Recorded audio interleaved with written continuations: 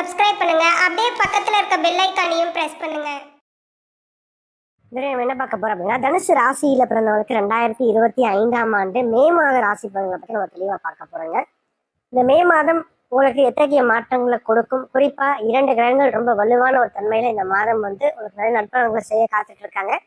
அது யாரு என்னன்னு சொல்லிட்டு தெளிவா பார்க்கலாம் வாங்க. வீடியோக்குள்ள போறது மாதிரி இந்த மாசோட கிரகங்களை பத்தி ஃபர்ஸ்ட் இப்ப பார்த்துலாங்க. மாத தொடக்கத்துல மேஷத்துல சூரியனும் புதனும் சேர்ந்திருக்கிறாங்க. அதாவது உச்ச சூரியன் மே மாதம் 14ஆம் தேதி வரைக்கும் மேஷத்துல இருக்கார். மே 15ஆம் தேதி ரிஷபத்துக்கு பேச்சாகி செல்வார்.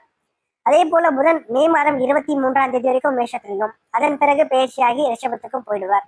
அதே மாதிரி ரிஷபத்துல குரு பகவான் மே மாதம் 14ஆம் தேதி வரைக்கும் இருப்பாருங்க. மே 15ஆம் தேதி குரு பயிற்சிங்க.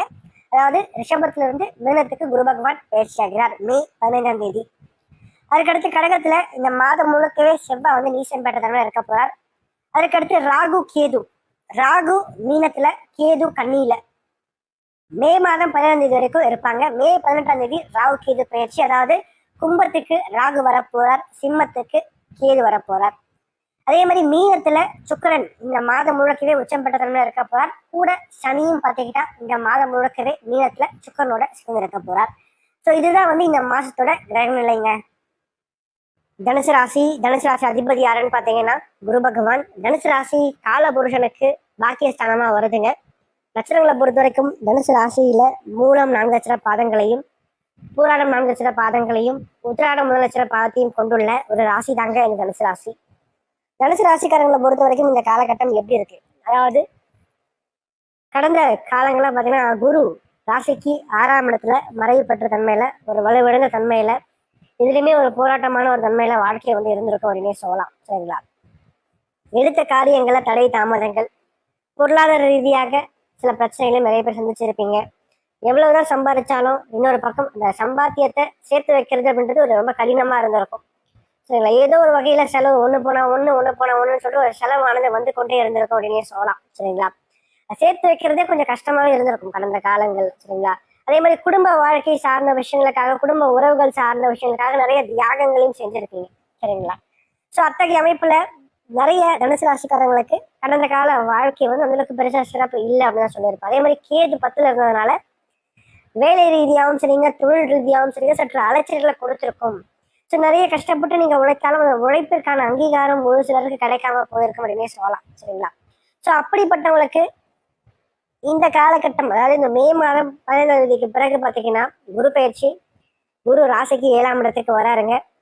7ஆம் இடத்துக்கு ராசியையும், ராசிக்கு 3ஆம் இடத்தையும், ராசிக்கு 5ஆம் இடத்தையும் பார்க்கிறார். அதே மாதிரி மே மாதம் 18ஆம் தேதி ராகு கேது பயிற்சி. இந்நாள் வரைக்கும் ராசிக்கு 10ஆம் இடத்துல இருந்து வேலை தொழில் அமைப்புகள்ல ஒரு பிரச்சனை, ஒரு போராட்டமான ஒரு தன்மையை கொடுத்து வந்த கேது தற்போது பாக்கியத்துக்கு வரார். அதே போல ராகு 4ஆம் இடமான சுகஸ்தானத்தை விட்டு ராசிக்கு 3ஆம் இடமான உபதேசஸ்தானத்துக்கு வர்றது சிறப்பான ஒரு அமைப்பா பார்க்கப்படுது. நிச்சயமா இந்த காலகட்டம் வாழ்க்கையில நல்ல ஒரு முன்னேற்றத்தை உண்டு பண்ணி கொடுக்கும். ஒரு தெளிவில்லாம வாழ்க்கையில எதை நோக்கி நம்ம போறோம்னு தெரியாம ஏதோ ஒரு பாதையை நோக்கி ஓடிட்டு இருந்த தனுசு ராசிக்காரர்களுக்கு இந்த காலகட்டங்கள் ஒரு பாதையை காமிச்சு கொடுக்கும். சரிங்களா? இதுதான் நம்ம இப்படிதான் அடுத்த லெவல்ல நம்ம போக போறோம், இதை நோக்கி நம்ம ஓட போறோம்னு சொல்லிட்டு ஒரு கோல், ஒரு எய்மை ஃபிக்ஸ் பண்ணி அதை நோக்கி நீங்க போக போறீங்க. அது மட்டும் இல்லாம வாழ்க்கையில இதனால் வரைக்கும் இருந்த பிரச்சனைகள், குடும்ப வாழ்க்கை சார்ந்த விஷயங்கள், கணவன் மனைவிக்குள்ள இருந்த ஒற்றுமை இல்லாத தன்மைகள் எல்லாமே குறையும். சரிங்களா? ஏன்னா ராசி அதிபதியே போய் 7ல உட்கார்றதுனால நிச்சயமாக வாழ்க்கை துணையார் சம்பந்தப்பட்ட வழியில உங்களுக்கும் அவங்களுக்கும் இருந்த பிரச்சனைகள் குறையும். பிரச்சனைகள் மெல்ல மெல்ல சரியாக ஆரம்பிக்கும். அதே மாதிரி நிறைய பேருக்கு அந்த திருமண வாழ்க்கையில பாத்தீங்கன்னா ஒரு பிரச்சனை, பிரிவு ஏற்பட்டு நிறைய பேர் விவாகரத்து கூட அப்ளை பண்ணிருப்பீங்க. விவாகரத்து வரைக்கும் போயிருக்கும். ஸோ அப்படிப்பட்டவங்களை கூட இந்த காலகட்டத்தை பொறுத்தவரைக்கும் அந்த விவாகரத்து கூட வேண்டாம் அப்படின்னு சொல்லிட்டு 2 பேரும் மனம் மாறுவாங்க. ஸோ அது ஒரு மனமாற்றம் ஏற்பட்டு அந்த ஒற்றுமையும், அன்பும், பாசமும், புரிதலும் ஏற்படும் இந்த காலகட்டத்துல. சரிங்களா? கணவன் மனைவிக்கு நல்ல ஒரு புரிதல் தற்போது இருக்கும். சரிங்களா? ஸோ வாழ்க்கையை பாத்தீங்கன்னா 2 பேரும் ஒற்றுமையா வாழணும், இன்ப துன்பங்கள் வாழ்க்கையில இருக்கத்தான் செய்யும் சொல்லிட்டு அதை புரிஞ்சு கொண்டு வாழ்க்கையில ஒரு ஒற்றுமையா சந்தோஷமா அந்த குடும்ப வாழ்க்கையை நோக்கி நகர்த்தி கொள்ளக்கூடிய ஒரு காலகட்டமாக இந்த மே மாதத்துல துவக்கமானது இருக்கும் அப்படின்னே சொல்லலாம். அதே போல திருமண வயதுல இருக்கக்கூடிய தனுசு ராசிக்காரனுக்கு திருமணத்துக்கான ஒரு யோகம், திருமணத்துக்கான ஒரு காலகட்டம் வந்துருச்சுங்க. சரிங்களா? இந்த டைம் நிச்சயமாக நல்லா இருக்கும். குறிப்பா இந்த மாதத்தின் முதல் பகுதியில ராசிக்கு 5ஆம் இடத்துல சூரியன் உச்சம் பெற்று புதனோட சேர்க்கை பெற்றிருக்கிறது சிறப்பு தான். குழந்தை பாக்கியம் சார்ந்த அமைப்புகள், திருமணம் சார்ந்த சுபகாரியங்கள் சார்ந்த விஷயங்கள், சுப நிகழ்வுகள் சார்ந்த விஷயங்கள் எல்லாமே நல்லபடியாக நடந்து முடியும். நல்லதொரு திருமண வாழ்க்கை தற்போது அமையும் அப்படின்னே சொல்லலாம். குறிப்பா காதல் வாழ்க்கையை பொறுத்த வரைக்கும் சிறப்பா இருக்கும். சின்ன சின்ன கருத்து வேறுபாடுகள் சார்ந்த விஷயங்கள் இருந்தாலும் கூட சனி சுக்கிரன் ஆதிக்கம் இருக்கிறதுனால இந்த காலகட்டங்கள் நிச்சயமாக இந்த மதம் விட்டு மதம் மாறி அல்லது பாத்தீங்கன்னா வேற்று மொழி, வேற்று இனம், வேற்று சாதி சம்பந்தப்பட்ட திருமண வாழ்க்கையை அமைச்சுக்கிறதுக்கான சில விஷயங்களை தற்போது சனி சுக்கிரன் சேர்க்கையானது செய்யும். அதே போல ராசிக்கு 4ஆம் இடத்துல இத்தகைய அமைப்பு இருக்கிறதுனால இந்த பழைய வண்டி வாகனங்கள் வாங்குறது, அது சார்ந்த முயற்சிகள் எடுக்கிறது, என்ன கட்டின வீட்டை வாங்குறது, அது மட்டும் இல்லாம வண்டி வாகனங்கள் சார்ந்த விஷயங்கள்ல சில பழுதுகள் ஏற்படுறது, அதற்காக குறிப்பிட்ட தொகையை செலவு செய்யறது, வீட்டில் எலக்ட்ரானிக் சம்பந்தப்பட்ட உபகரணங்கள் சார்ந்த விஷயங்களுக்காக ஒரு குறிப்பிட்ட தொகையை செலவு செய்யறது. ஸோ இது சார்ந்த செலவுகளையும் இந்த சேர்க்கையானது கொடுக்கும். சரிங்களா? வரவும் இருக்கும், செலவும் இருக்கும். அது மட்டும் இல்லாம நட்பு வட்டாரங்கள், நல்ல ஒரு நண்பர்கள் கிடைப்பாங்க. நண்பர்களால் நல்ல ஒரு ஆதாயங்கள் வாழ்க்கையில நல்ல ஒரு உதவிகள் தேடி வரும் அப்படின்னே சொல்லலாம். அதுக்கடுத்து இந்த டைம்ல நீங்க குறிப்பா தெரிஞ்சுக்க வேண்டிய விஷயம், 5ஆம் அதிபதி 8ல மறைந்து நீசமா இருக்கார். செவ்வாய் இந்த மாதம் முழுக்கவே நீசம். செவ்வாய் நீசமாகும் போது என்ன ஆகும்னா தைரியம் கொஞ்சம் குறையும். சரிங்களா? அதே மாதிரி ஒரு சில நேரங்கள்ல பாத்தீங்கன்னா இதை பண்ணலாமா அதை பண்ணலாமான்னு சொல்லிட்டு கொஞ்சம் குழப்பிக்கிட்டு இருக்கு. ஏன்னா 5ஆம் இடம் நம்முடைய உள்ளுணர்வை குறிக்கின்ற இடம், எண்ணங்களை குறிக்கின்ற இடம். சரிங்களா?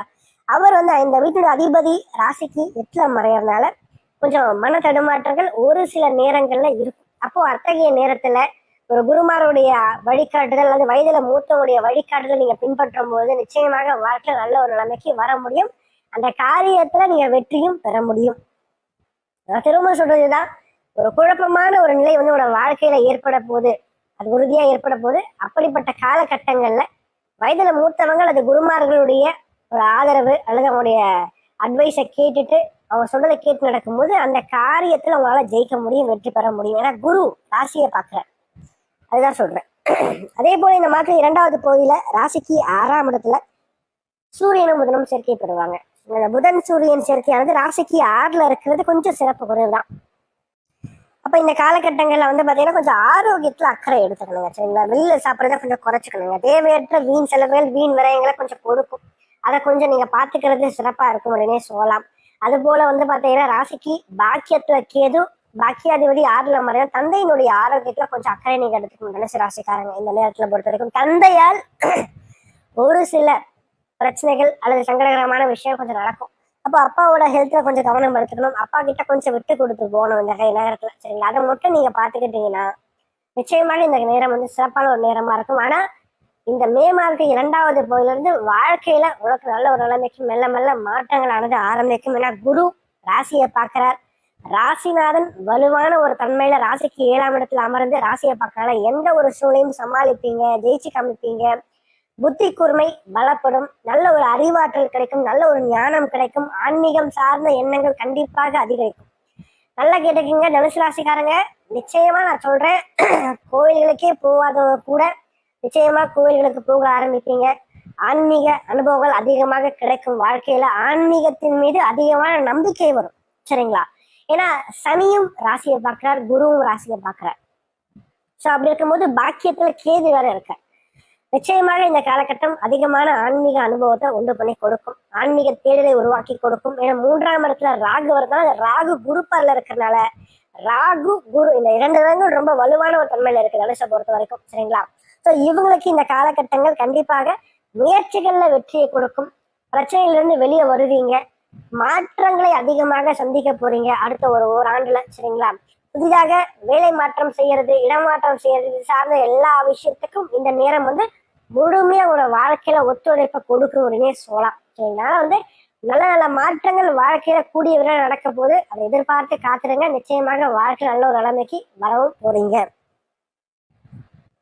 அதுக்கடுத்து சந்திராஷ்டம நாட்களை பொறுத்த வரைக்கும் இந்த மே மாதம் பார்க்கும்போது மே மாதம் 3ஆம் தேதி காலை 6:30 மணி முதல் மே மாதம் 5ஆம் தேதி மதியானம் 2 மணி வரைக்கும் சந்திராஷ்டமம் இருக்கு. சந்திரன் ராசிக்கு 8ஆம் இடத்துல நீசம் பெற்ற செவ்வாயோட இந்த காலகட்டங்கள்ல சேர்ந்திருப்பாருங்க. பொதுவா 5ஆம் அதிபதி அவரோட அட்டமாதிபதி சேரும்போது நிறைய தனுசு ராசிக்காரங்களுக்கு இந்த நாட்கள்ல மன தடுமாற்றங்கள், மன சோர்வு அதிகமா இருக்கும்.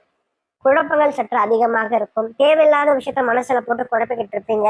இந்த தெளிவில்லாம இருப்பீங்க. காரிய தடைகள் சற்று அதிகமாக இருக்கும். முயற்சிகள்ல சற்று தோல்விகள் இருக்கும். ஆனா இதெல்லாம் நினைச்சு முடிஞ்ச வரைக்கும் அதெல்லாம் தோய்ந்து போகாதீங்க, சோர்வு அடையாதீங்க. இந்த நாட்கள்ல அதிகமா முருகர் வழிபாடு மேற்கொள்ளுங்க. சரிங்களா? முருகர் கோயிலுக்கு அதிகமா போயிட்டு வாங்க. குறிப்பா கந்தசஷ்டி கவசம் படிக்கிறது சிறப்பா இருக்கும் உங்களை பொறுத்த வரைக்கும். அதே மாதிரி நிறைய பேருக்கு அதாவது இந்த அன்னதானம் பண்றது சிறப்பா இருக்கும் அப்படின்னு சொல்லலாம். உங்க கையால அடிச்சு ஒரு வேளை சாப்பாடாச்சும் வாங்கி கொடுங்க யாருக்காச்சும். ஸோ அதை மட்டும் நீங்க பண்ணும்போது உங்களோட வாழ்க்கையும் சிறப்பா இருக்கும். பிரச்சனைகள் இல்லாம சந்தோஷமாகவும் மன தெளிவோடையும் நீங்க இந்த நாட்கள்ல கழிக்கவும் முடியும். வாழ்க்கையிலையும் சரி, காரியத்திலையும் சரி வெற்றி பெறவும் முடியும். மேலும் தகவலுக்கு எங்க சேனலை மறக்காம சப்ஸ்கிரைப் பண்ணுங்க. நன்றி.